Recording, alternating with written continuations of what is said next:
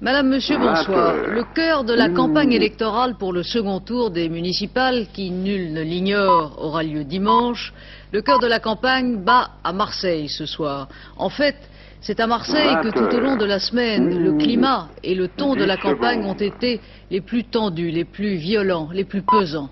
Dès qu'il est apparu dimanche dernier que l'homme qui depuis 30 ans, sans discontinuer, régnait sur la deuxième ville de France, Gaston Defferre, qu'il était en ballottage dans son propre secteur et qu'il n'était pas sûr d'emporter un nouveau mandat face à son adversaire, dès qu'il est apparu aussi qu'un avocat de droite, Bernard Manovelli, avait cristallisé près de 5% des voix sur le thème de la sécurité à Marseille, agitant tous les problèmes et toutes les émotions soulevées par la concentration dans la ville de quelques 90 000 immigrés, ce sont ces thèmes-là qui ont envahi le débat.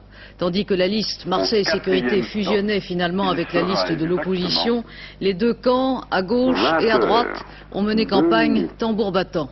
Ce soir, les deux chefs de file, Gaston Defferre et Jean-Claude Gaudin, étaient face à face pour un duel télévisé retransmis sur les réseaux locaux de FR3.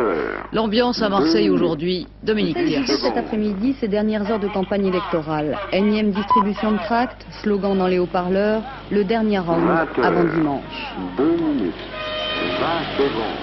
Je ne fais jamais de politique. Et justement, pour vous, cette campagne, elle est comme les autres ou un peu différente? Elle est un peu différente. En quoi? Eh bien, c'est que la droite veut battre la gauche. La campagne, Oui.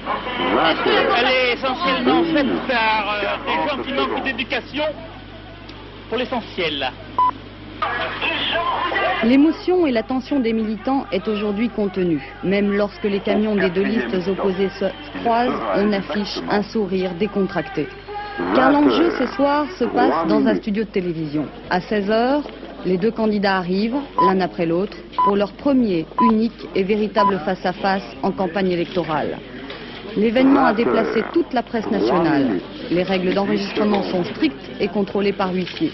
Rien ne doit filtrer du studio pendant l'enregistrement. Vous aurez le dernier la parole. Monsieur Gaudin aura le premier la parole. Vous pouvez vous installer. Alors. Le débat durera 54 minutes. Daniel Brem a interrogé les deux candidats à leur sortie. Si les électeurs qui votent traditionnellement à gauche et qui se sont abstenus dimanche dernier votent, je dois gagner. Sur la sécurité, vous prenez le train de l'opposition En Marche et vous annoncez la création d'un conseil permanent de la sécurité. De quoi s'agit-il exactement? Il s'agit de réunir autour du maire et du préfet de police les représentants de la population de toute tendance politique pour étudier toutes les possibilités pour ramener la sécurité à Marseille. La question a pris une telle importance qu'il ne suffit plus de force de police, il ne suffit plus de se battre contre le chômage, de créer des clubs culturels, des terrains de sport. Il faut aussi que la population participe à cet effort. Donc vous êtes toujours aussi sûr de gagner?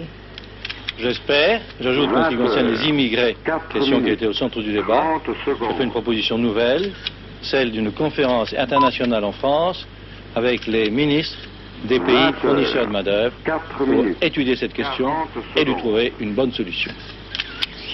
Le ministre de l'Intérieur a fait venir beaucoup de policiers à Marseille. N'est-il pas finalement, M. Gaudin, le mieux placé pour assurer la sécurité? J'ai observé que M. Defferre aujourd'hui ne disait pas que s'il n'était plus maire de Marseille, il enlèverait les effectifs de police. En réalité, même si des efforts ont été faits dans ce domaine-là, les Marseillaises et les Marseillais considèrent que c'est insuffisant. Nous ne vivons pas en sécurité à Marseille. Il y a une agression toutes les 7 minutes et par conséquent le ministre de l'Intérieur a échoué et le maire de Marseille n'a guère mieux réussi. Sur le papier, vous avez fait le plein des voix avec vos diverses alliances. Est-ce que vous ne craignez pas un reflux après la campagne sur l'attentat manqué de lundi? Je pense qu'il y a des manœuvres déshonorantes de dernière minute qui sont faites dans le but d'inquiéter l'électorat.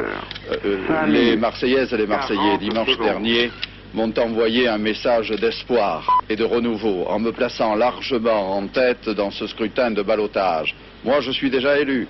Monsieur Defferre ne l'est pas dans son propre secteur. Alors je souhaite de tout mon cœur que toutes celles et tous ceux qui veulent le changement, qui ne veulent plus que cette ville soit bloquée, usée, mais au contraire qu'il y ait un élan de Marseille, puissent voter pour la liste Changeons Marseille. Je pense que s'ils concrétisent leur vote de dimanche prochain, alors il y aura du changement à Marseille.